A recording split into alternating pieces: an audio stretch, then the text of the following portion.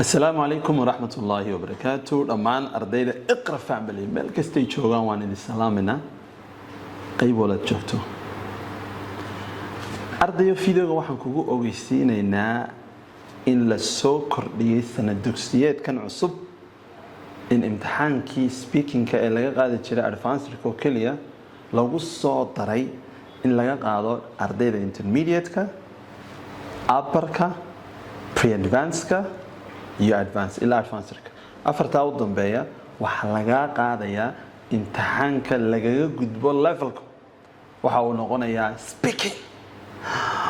markii hore waxaad gali jirteen written test imtixaan waxa la qaadi jiray gacanta ayuu u badnaa intermediate-ka iyo upper-kuba oo writing iyo grammar-ka ay ku badnaayeen sanad dugsiyeedkan cusub 2026 waxa la soo kordhiyay in ardayga laga qaado speaking taxan speaking ad kaga gudbaysa level-ka kaliya waa lagu wareysanaya macallin imtixaankii kala ka beginner-ka lower-ka iyo elementary-ga ayuu baa galay imtixaanka waraaqaha beginner lower elementary baan ku dhigay saddexdaas uma galay imtixaankii waraaqaha khamiisaha la isku qaybin jiray wixii dambe waxa weeye waa speaking ومع اللي ورثنا dadkan ورثنا maxay ahayd imtixaankan speaking-ka waxa ka qaadaya macallimiin aan ku dhigin ba Kenyaati baa lagu soo qoraya Soomaali baa lagu soo qoraya aan ku dhigin ba adiga marka waxa la ogaanayaa ardaygiina soo baxay labadii bilood wixii la qabtay baa la ogaanayaa ee arday macallinkaaga la diidan insha Allah ta'ala si natiijo fiican ay class-kaagu u helaan macallin imtixaanku wuxuu ka imanayaa waa buuga dhigato isagoo la soo koobay isagoo tusaale lagu siiyay assignment-ga speaking-ka ayaad helaysaa insha Allah ta'ala oo lagu siinaya marka imtixaanka laga qaadayo maaha wax guudo ku salaysan waxyaabo kala duwan maaha mustawa walba intaad maraysaa dad intermediate tahay buugaaga su'aalaha speaking-ka ku jira ayaa lagu weydiinaa hadda tahay qolada speak up ka dhigata su'aalaha iyo waxyaabaha ku jira buugaaga baa lagu weydiinaya iyagoo la soo koobay jawaabo tusaale lagu siiyay la duubay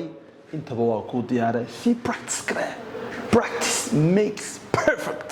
markaad practice garayso asxaabta la sheekaysato macallimiinta la sheekaysato ayaad luqadda baran karaysaa luqadda lama barto fasalkood iska timaado oo qorto 10 kood iska tagto intaaba iskuulka waa lagu dhigtaa xagan waxaad u timid waa speaking-ka sababtan go'aankan u gaarnay intermediate-ka laga bilaabo lagaaga qaado speaking-na waxa weeye in lagu tijaabiyo maadaama halkan u timid ku hadalka luqadda English-ka kaarday iska sii diyaar garoob insha Allah ta'ala su'aalaha iyo jawaabaha iyo wax walba insha Allah ta'ala buugiinu ka imanayaan ila daabo sida uu noqon doono imtixaanka laga qaadayo bal leeyahay eeg wasdan oo kale waa very simple videogan bal fiirso park with them go to the park with them yes I like to go to the park amazing I like to go play football with them you also play football I play football with my friends all right I also like reading books with them yes you can waa markaaga hadaba adigana wax yar fududun ba ayaa lagu weydiinaya kalsoonidaada la dhisaya bal nimanka dhalinyarada waa luqadda way barteen waa reer Hargeysa warba joog ma aha adiguna waa markaaga luqadda inaad barato Assalamu alaykum wa rahmatullahi